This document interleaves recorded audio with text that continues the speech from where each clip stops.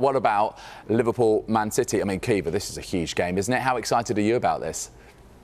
Oh yeah, and for fans to be back. Obviously, Man City hadn't won at Anfield in about, was it 15 years or so, and then obviously they turned up last season with no fans there. Obviously there'll be fans in on Sunday. It's just incredibly exciting how the league's poised this season, you know, how open the title race looks to be.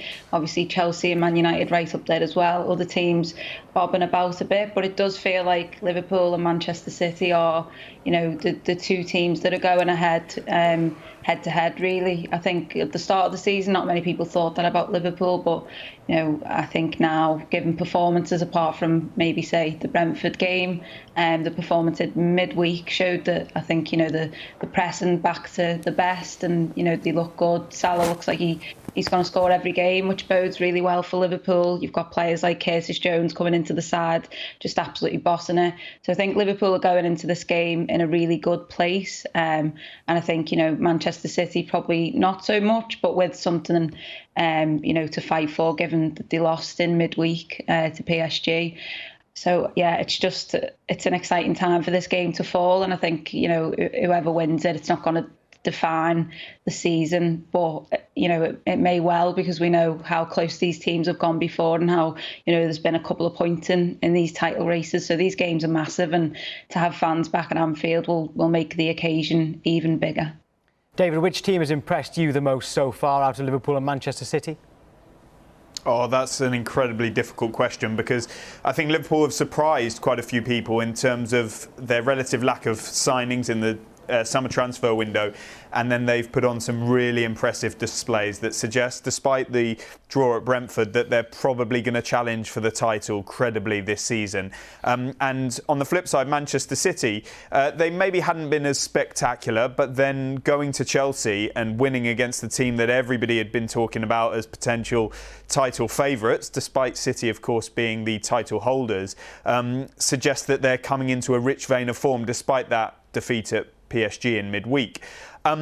Maybe slightly more impressed by Liverpool, just because some of us weren't expecting them to have hit the heights that they have so far. And I think they'll have a real motivation to bite back against City, having been defeated by them. I think either maybe 2003, you're right, it was a long time since City had last won, and there were no fans in place. It was Pep Guardiola's first win at Anfield, and so I think this has all the makings of an absolute classic. I can't wait, and I think City maybe go in as marginal favourites, as title holders, but Liverpool will throw absolutely everything at them. Caoimhe, David mentioned Liverpool didn't do a huge amount in the transfer window. Look, what about your squad depth? How do you assess that? You know what's happened in previous seasons when you've lost a key player like a Virgil van Dijk, and how that seemed to derail Liverpool. Do you have the depth in your squad to win the Premier League title this time around? I think you see in a player like Roberto Firmino come back in the Champions League after his injury and score 2 goals from off the bench. You know, that sort of gives you a little bit of hope that there's enough in attack. Diogo Jota is there as well. Obviously Salah and Mane. Mane's form's dropped off a little bit. But, you know, Salah, as I said, look, he's scored in, I think, 8 games in a row now for Liverpool. He looks like he's going to score in every single game for the remainder of the season. So in attack, there's definitely enough there. Divock Origi, we've seen him scoring in the League Cup. So, you know, there's players there, probably not as many as the fans would want. But I think midfield's probably the one, maybe, with Thiago being injured, and obviously, I think Naby Keita's come back now, but that was a bit of a worrying time. Obviously, Curtis Jones stepped up. You've got Jordan Henderson in there, Fabinho as well. There's other players like James Milner, who's obviously probably going to do a job at right back for Liverpool at the weekend, with Trent Alexander-Arnold being injured. So I do think there's enough depth, probably not enough as Liverpool fans would want, but you know, you do need your best 11 to win a title. And I think if Liverpool can keep players like Van Dijk fit and Alisson in form as he is, then, you know, going forward it looks very good for Liverpool. But you know, there are a couple of injuries away from anything, as any team are, as we saw that last season. David, you've only got about 30 seconds here, I'm afraid, but in terms of that depth, for Manchester City, is their biggest problem not having an out-and-out striker?